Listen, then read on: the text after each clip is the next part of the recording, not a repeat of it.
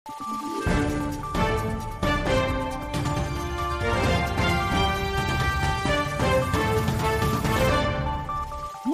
araw, Pilipinas! Ito ang Valiente News hatid sa inyo ng Office of the Vice President. Pag-asa ang hatid ng OVP Medical Assistance Program para sa libo-libong Pilipino. Ang kwento ng ilan sa mga naalalayan ng programa noong 2024 sa Zamboanga Peninsula, saksihan natin sa ulat ni Maribeth Adlawan.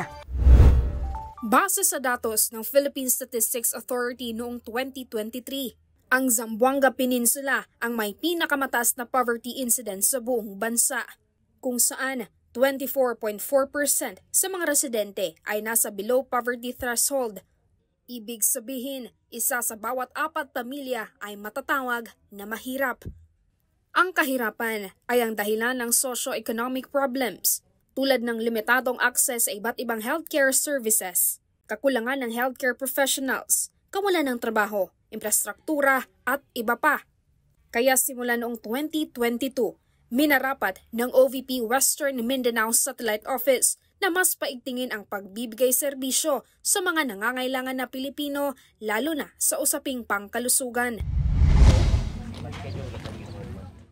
Isa sa mga naalalayan ng Medical Assistance Program ng OVP noong 2024 ay ang pamilya Sapol mula sa Zamboanga City. Kwento ni Cherry, nakaramdam ng sakit sa paa ang kanyang asawa nang umuwi ito mula sa pamamasada. Ilang araw lang ang pagitan, hindi na ito makatayo.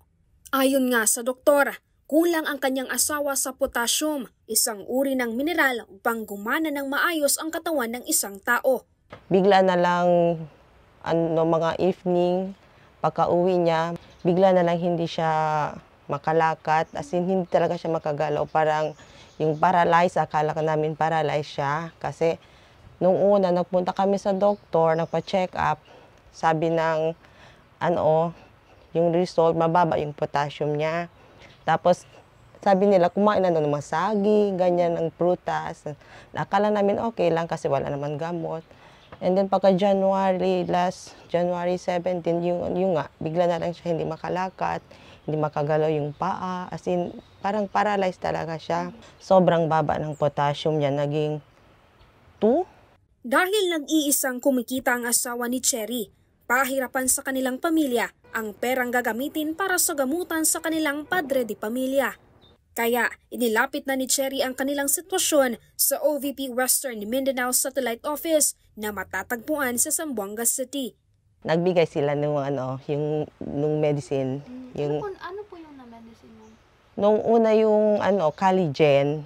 Second time, iba din yung reseta na binigay. Yung sa potassium, pareha lang din po sa potassium. Mahal po ba yan, ma'am, if yung sa pharmacy? Pharmacy, opo. 31 peso po ang isa. Opo. Tapos, minsan, yung sa isang araw, hindi lang 3 beses siya umiinom. Kasi pag hindi siya mag-inom ng potassium, hindi talaga siya makalakad. Kailangan mga 8 or 6 tablets per day siya umiinom ng potassium para makagalaw siya, makalakad siya. 10 months. Sa ngayon, patuloy pa rin ang gamutan ng kanilang padre di pamilya.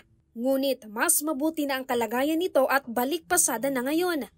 Sobrang laking tulong po kasi tulad nga, yung mahal talaga yung gamot.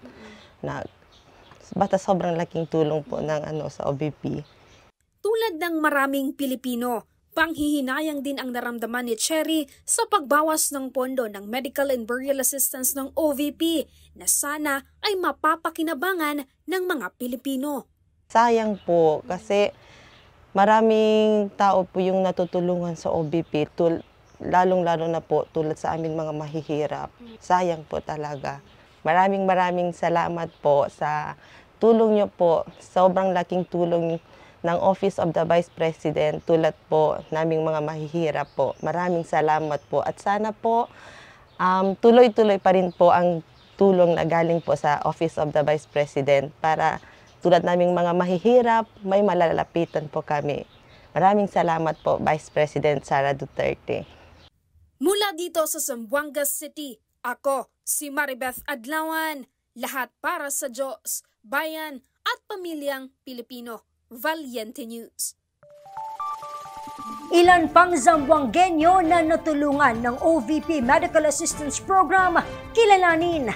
Yan at marami pang mga balita ang dapat abangan dito lamang sa Valiente News. Ako si Claudette Loreto para sa makabuluhan, naninindigan at matapang ng mga ulat at impormasyon.